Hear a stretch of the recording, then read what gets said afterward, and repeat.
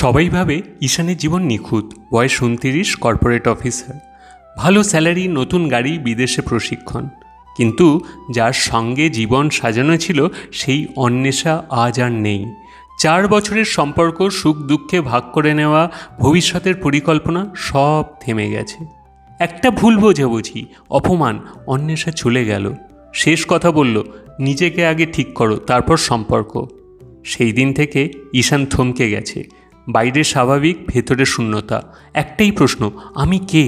বন্ধ ঘরে একা বসে থাকে, ভাবে সব শেষ, অন্বেষা ছাড়া আমি কিছু না। এই ভেতরের ভেঙে পড়া নতুন কিছু নয়। 1000 বছর আগেও কুরুক্ষেত্রের যুদ্ধে অর্জুন দাঁড়িয়েছিলেন ঠিক সেই জায়গায়। সব প্রস্তুতি থাকা সত্ত্বেও সত্যিকারের যুদ্ধের মুখে তিনি ভেঙে পড়লেন। অর্জুন, যিনি গুডাকেশ, ঘুমজয়ী, দিনের পর দিন যুদ্ধ করতে পারেন, পরন্তপ, শত্রু নিধনে দক্ষ।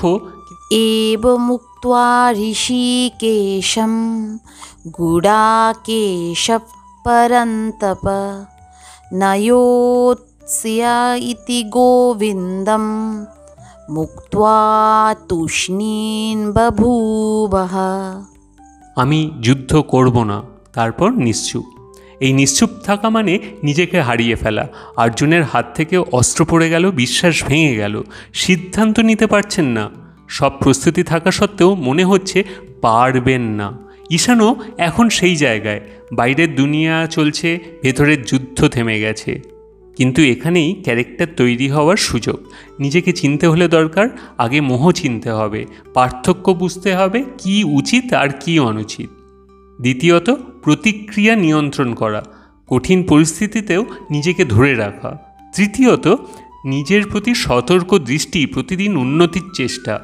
চতুর্থ, বাইরের প্রশংসা বা দোষারোপ ছাড়াই নিজের পথ ঠিক করা।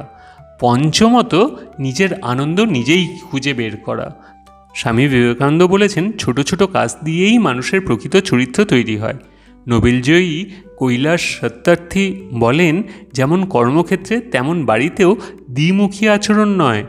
চরিত্র গঠনের পথ, যখন কেউ দেখছে না তখন নিজের মন, কথা, কাজ ঠিক রাখা, নিজেকে জানার জন্য একান্ত সময় নেওয়া, ভালো মানুষের সঙ্গ নেওয়া বা নিজের মধ্যে নির্জনতা তৈরি করা।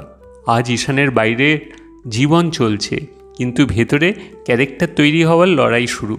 যেমন অর্জুন নীরব থেকে উঠে দাঁড়িয়েছিলেন, ঈশানেরও সেই সুযোগ। ঈশান কি পারবে নিজের ভেতরের শক্তি খুঁজে বের করতে, নাকি অন্বেষার ছায়ায় হারিয়ে যাবে? সময়ই উত্তর দেবে।